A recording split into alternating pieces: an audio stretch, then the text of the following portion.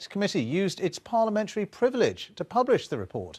And Nicky Morgan, the committee's chair, said the findings in that report were disgraceful and said there was overwhelming public interest to publish the otherwise confidential report. Well, we can speak now to Derek Carlyle, who's a property developer whose accounts were transferred to RBS's Global Restructuring Group. That's the unit of RBS that's at the centre of this controversy. Thanks very much indeed for being with us. Just tell us how you were affected then by RBS, and are you effectively one of these small businesses that was allegedly mistreated then by RBS? Yes, that's correct. I was first, I would say, attacked by a GRG department of RBS in 2008 when they had reneged on a promise to lend me money.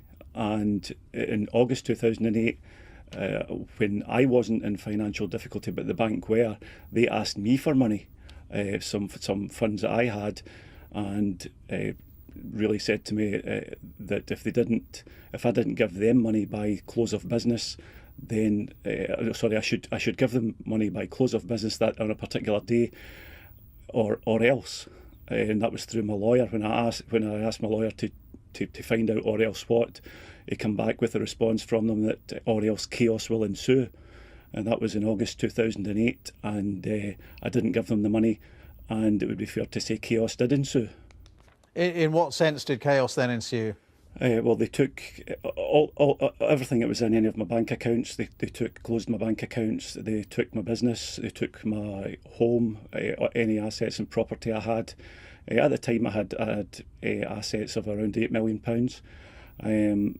Everything was taken, and they took a court action against me, which I had to fight for 7 years, from 2008 to 2015, to defend myself with that, and until it was finally resolved in the UK Supreme Court.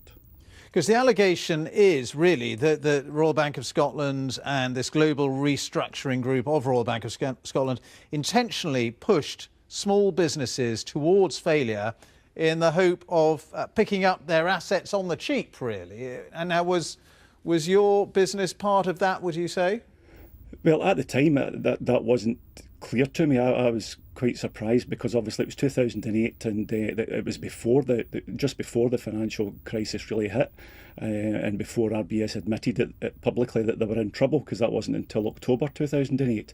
So all this information that's come out since with the Lawrence Tomlinson report that Vince Cable instructed, which showed that there was an organised plan really by GRG department of RBS to get assets and funds from businesses that they felt they could get away with taking it from, really.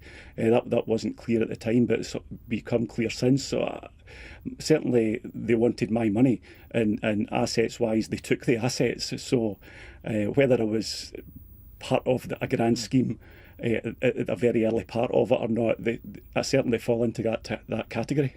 But looking back now, with everything you now know, how do you feel about how you were treated by RBS? It was at the time, it was grossly unfair, completely unwarranted. There was no reason, no logical reason for it. There was no commercial reason for it.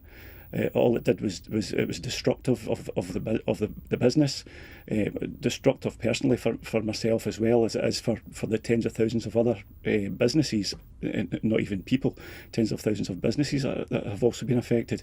So the bizarre thing is that it was completely illogical then, and it's completely illogical now, 10 years later.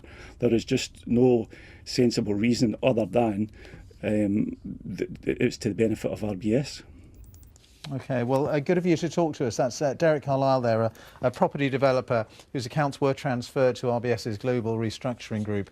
Thank you for your time. And I should say we have, in response to today's report, heard from an RBS spokesperson who said this: we are deeply sorry that customers did not receive the experience they should have done while in GRG. The report makes for very difficult reading and some of the language used by our staff in the past was clearly unacceptable. Now, although the most serious allegation that we deliberately targeted otherwise viable businesses in order to distress and asset strip them for the bank's profit